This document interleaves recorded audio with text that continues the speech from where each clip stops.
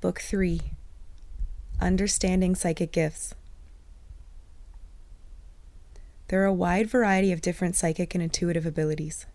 I will make a short list of some of the most common umbrella terms, but if you have another gift that you don't see here and doesn't fall under these umbrellas, that doesn't mean it's not real. It just means I don't know about it or I forgot to list it. Please also note that these are umbrella terms and that your gifts may span more than one of them. The idea behind this isn't to pigeonhole you into a specific category, but to give you some basic words to help you describe your gifts in common language. Here are some loose categories for psychic gifts. Auras: seeing, reading, sensing, or healing. Seeing colors, textures, and/or sensing energetic changes in the energetic field surrounding living things. In some cases, this ability can be used to diagnose or sense imbalances in their mental, emotional, spiritual, or physical bodies. Some people can also shift the energy to promote healing of the spiritual and physical bodies. For more information, please see the later chapter on auras and auric fields. Astral projection: the ability to spiritually leave one's body and soul travel to other places to witness events, places, or energetic planes that should not have been possible to experience from the body's physical location. If this is an innate ability for you, please do your best not to travel until you have learned how to protect your physical body in your absence and your soul body as you travel. Please see the later chapters on psychic protection for more information. Also, please be mindful to take care of the silver cord that connects your soul to your body as you travel. The purpose behind this gift is to perform shamanic journeying for soul retrieval, for seeking information otherwise not available on this plane, and connecting to distant energies to help support healing. Channeling: openings one body or mind fully or partially for use by another spirit, entity, or energy to allow for their direct communication of messages. In direct channeling, the channeled spirit speaks using the channeler's mouth and vocal cords. It can be risky to open your energy up enough to allow direct channeling to take place, as it requires you to completely surrender your body. I recommend leaving this until you are very experienced in grounding and psychic protection and are confident in your ability to reclaim your body, as well as your ability to distinguish positive energies from those not walking the path of light. Indirect channeling is far safer and involves simply opening your mind to allow the flow of ideas and information from the light consciousness or from your spirit guides, and you directly transmit them with your words, written or spoken, without editing or changing what you receive. A good portion of this book has been channeled. Clairaudient: clear hearing. The ability to hear guides or spirits. While technically this would involve any energies heard physically with the ears or psychically in the mind, in my experience, energies heard with the actual ear, like a voice in the room with you, most often involve ghosts, and thus I tend to categorize them under mediums below, so please read on for more information on that. Internally hearing, on the other hand, is often difficult to discern at first, as the external voices, those of our guides, angels, spirit assistants, and so on, will be heard as one of our own inner voices. We are all constantly talking to ourselves in our minds. There are at least two of our own inner voices arguing with each other or discussing topics on an ongoing basis. This is a universal truth of being human. When clairaudience first begins, it often begins using the same voice as the one that already speaks when we think. This can make it extremely difficult to distinguish incoming messages at first. It's actually very likely that you've already experienced clairaudience and just dismissed it as your own amazing insight or random great idea. Distinguishing my clairaudient messages from my internal dialogue was actually a bit of a letdown. Before I realized that I was psychic and picking up external voices, I always just thought I was really smart and insightful. If you want to tell the difference, there's a pretty straightforward test. As humans, in the absence of external stimuli, we tend to think in straight lines, like apples, seeds, gardening, flowers, bees, honey, and so on. While we may start thinking about beaches or sunshine if we see a pair of sunglasses on the counter, in the absence of a trigger like the sunglasses, quote-unquote random thoughts that don't connect to our thought train are usually actually external psychic information coming through. As time goes on and with practice, the voices can begin to take on different character than your own inner voice, allowing for less confusion and more clarity in the messages. You can also request this distinction from your guides. Side note, messages from guides, light beings, and positive spirits will never give you suggestions to do harmful or destructive things. If you are getting destructive or negative messages, be sure to get grounded, cleansed, and protected. If it continues, seek spiritual support from local white light practitioners and/or your spiritual or religious leader. If it continues and is disturbing your daily living, you may even have to consider medication to block unwanted interference. While psychic gifts are not a mental illness in and of themselves, if they interfere with your daily living, your safety, or the safety of others, they must be treated as such. Claircognizant, clear knowing. The knowledge of facts and information without having been given them externally or without supporting evidence. This happens in the mind and is not to be confused with clairsentience, which is an inner knowing sensation in the body. Claircognizance is a knowing of actual facts, such as knowing that Susie has cancer even though you just met her today, or knowing that Jim is an accountant after only seeing his picture in the paper. Clairsentient, clear feeling. The ability to sense energies with one's physical body, also known as gut feelings. This is the most common and easily accessible psychic gift for most people. This sensation is what we are reading when tuning into our soul truth and doing gut work. It is also that warning sensation to not walk down that dark alley, or that absolute certainty that you should buy that house, even though it doesn't make any sense at all to your mind.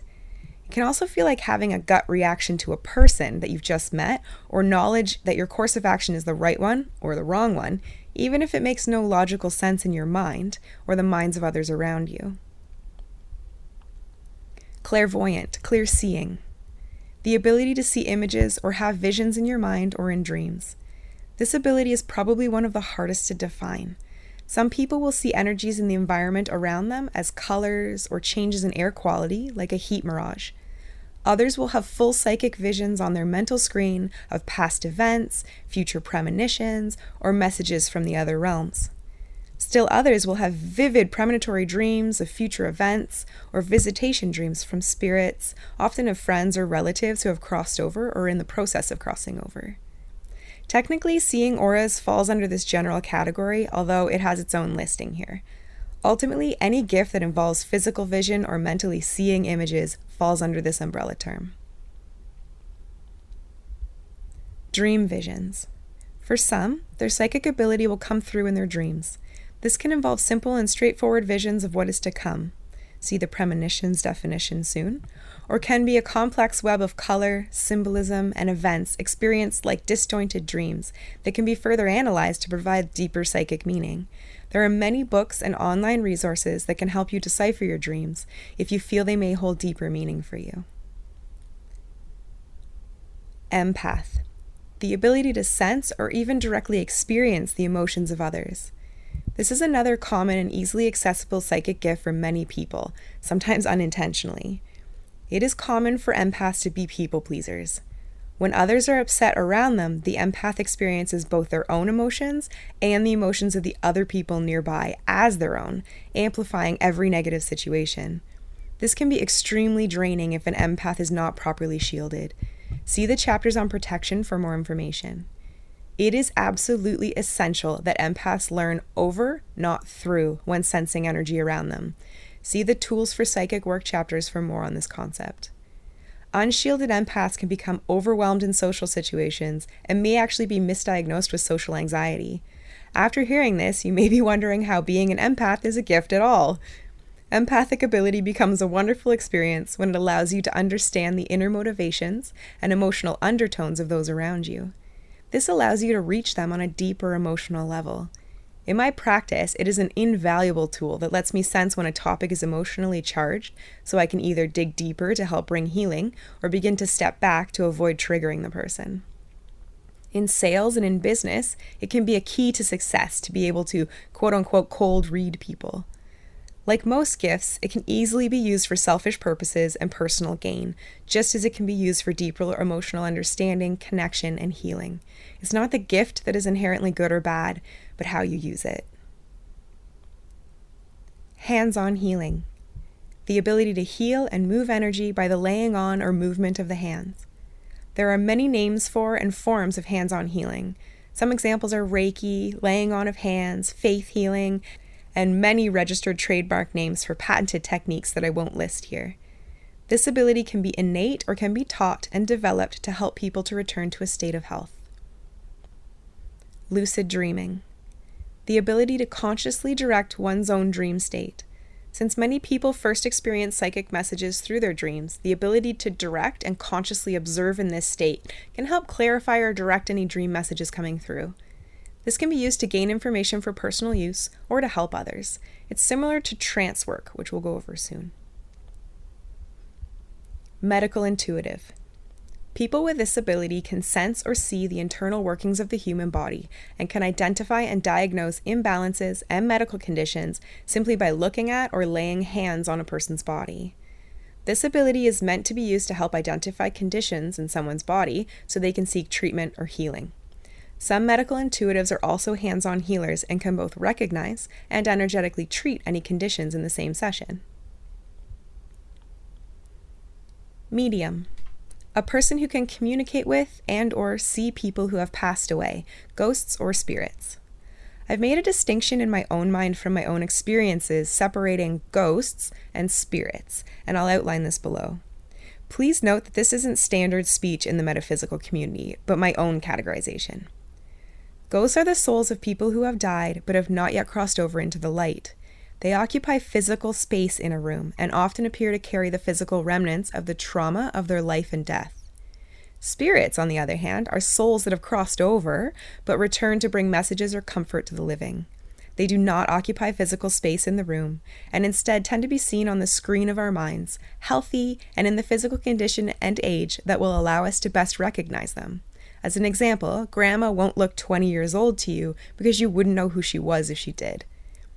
Not to say that spirits can't provide a hug or a comforting presence, but ghosts are the ones that give you a chill or the heebie-jeebies. Often the role of the medium is to pass on messages from spirits to their loved ones still on this plane and to help ghosts to move into the light and cross over to the spirit realm.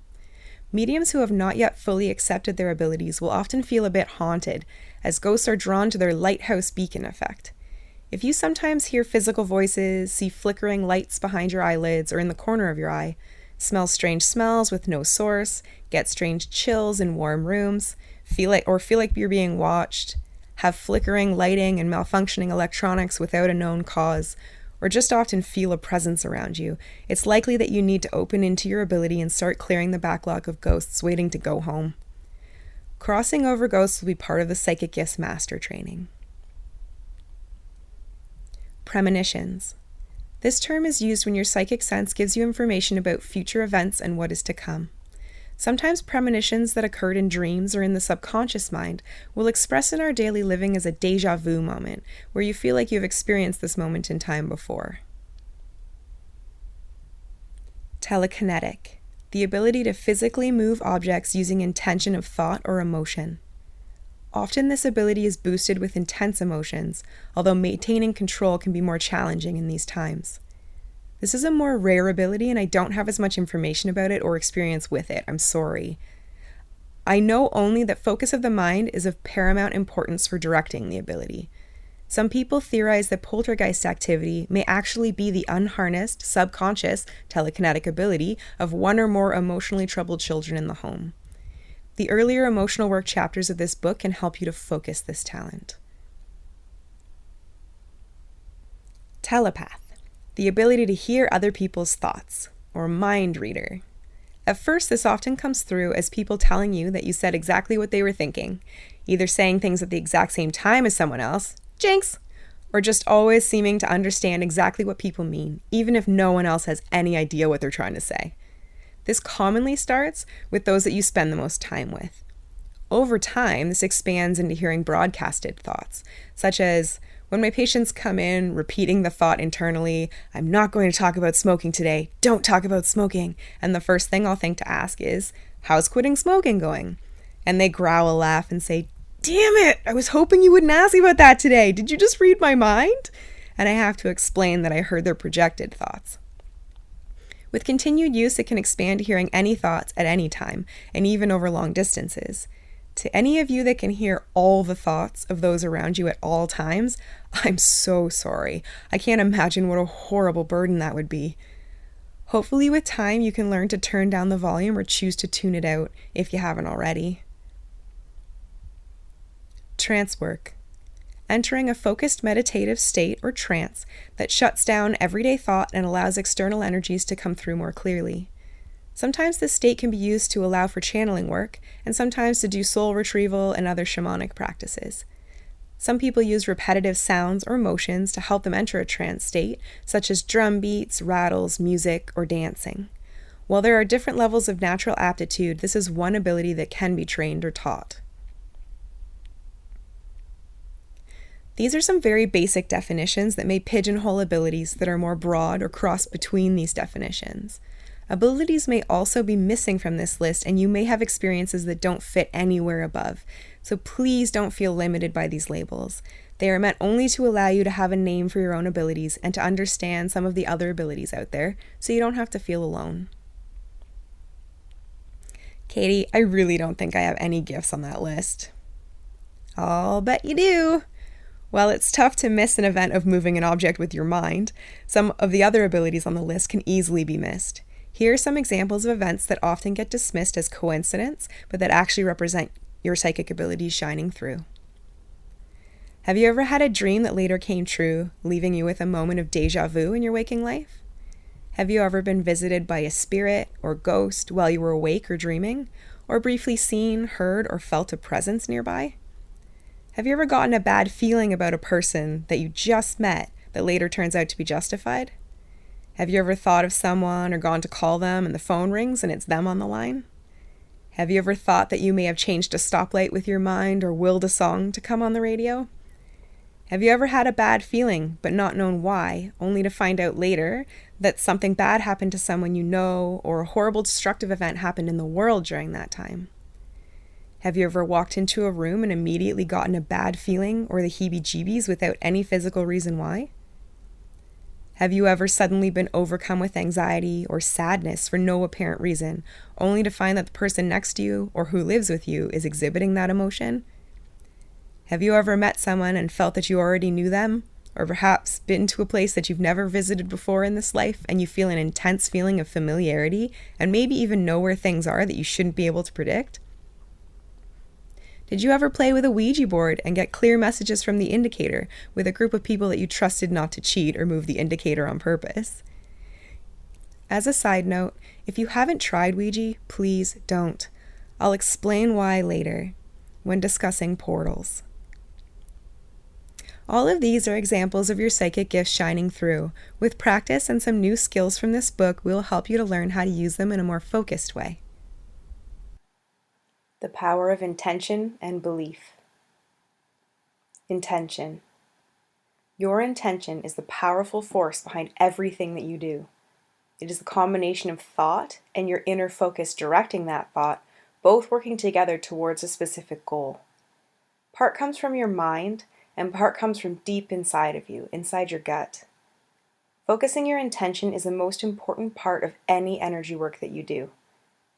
Without setting the proper intention, you can go through the motions of even the most powerful ritual and have no effect at all.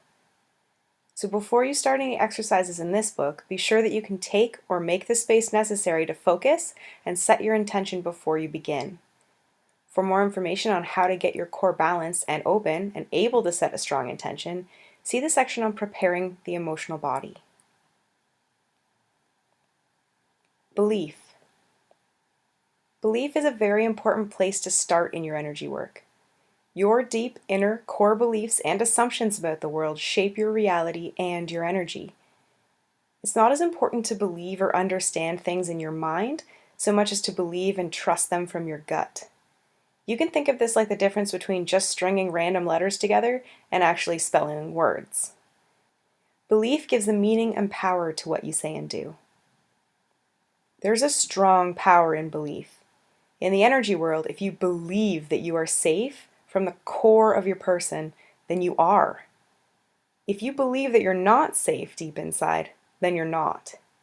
Because of this, it's very important to ensure that you feel things in your belly rather than just thinking them in your mind. It's also important not to put yourself in risky energy situations unless you have a strong and deep belief that will protect you. Everyone does not have to have the same beliefs, and there is no one right belief set, but there is one right belief set for you. The only person who knows what belief resonates in your gut is you. Connecting with those beliefs requires getting in touch with your inner truth through continued gut work. See the chapter on trusting your gut for more information. If you learn nothing else from this book, then please take this message with you. Your intention and your beliefs will completely shape your energy experience. How you direct your energy is the most powerful skill you can develop. Intention and belief are the two main ways you control and direct your energy. The energy world is shaped by your imagination, and if you can truly believe it, you can make it real. The only difference between imagination and energy is intention and belief. Light and dark. This is a very difficult subject to cover, and by no means am I an expert on light and dark. So I'll just try and lay it all out as I have come to understand it, or at least how I've come to make peace with it in my own mind. If any of this doesn't work with your own beliefs, especially if it conflicts with your gut feelings, please disregard it. I am not here to tell you what to believe, but only to provide you with ideas that you can either use or toss aside. Please only use what works for you and your inner truth. In my experience, there are two main forms of energy, or two sides of the same energy coin, for truly there's only energy itself.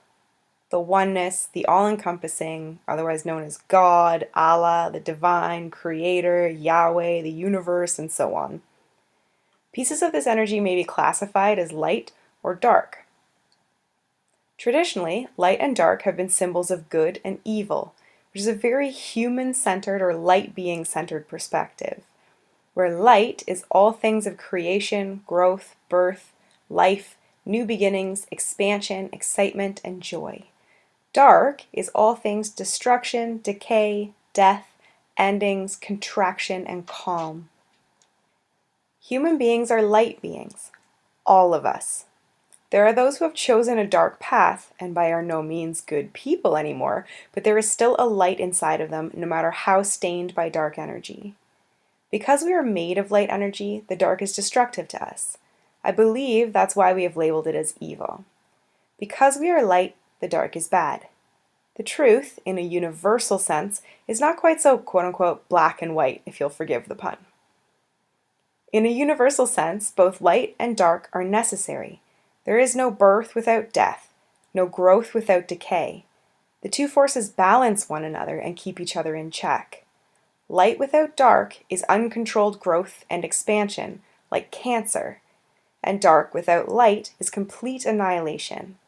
It's important that these two energies, or two sides to the same energy, remain in balance. In that way, neither light nor dark is either good or evil. They are both just a beautiful half of the balance of the universe. From my human perspective, I'm not a fan of the dark. I've chosen to dedicate my life to working solely with light energy. This is a choice that each of us must make on our own. Free will is the gift of being human. We get to choose. I'm extremely biased, but my science mind wants me to lay it out for you in as balanced a way as possible to allow for an informed choice, so I'll do my best to give you the pros and cons of each side. Light work. Pros. It's extremely soul-fulfilling. It will bring joy and happiness to your life. You will be provided with everything in life that you need to succeed in your work, whether you like it or not. Cons. It does not necessarily bring wealth, fame, and the trappings of society's ideals regarding success. You just get what you need. Dark work. Pros. It is lucrative. You can be given lots of material benefits and can more easily obtain the things that society considers success, such as fame, fortune, and material things. Cons. It stains your soul and will slowly destroy your inner nature as a light being, leaving you self-destructive and sad. Okay, that probably wasn't unbiased at all. But hey, I tried. I highly recommend the light side. I realize we're stepping a bit into Star Wars territory here, the Force and the dark side. But hey, those movies got a few things not too far off point. I believe that if you are reading this book, you've probably already chosen the light path, but if you haven't decided yet, Please take a little time with yourself and make sure you clearly know which side you're drawn to work with. This book is geared towards light workers only. Holding your connection to the light will be one of the most basic tenets of the protection work we do in the coming chapters. If you are leaning towards dark work, you won't find your answers here.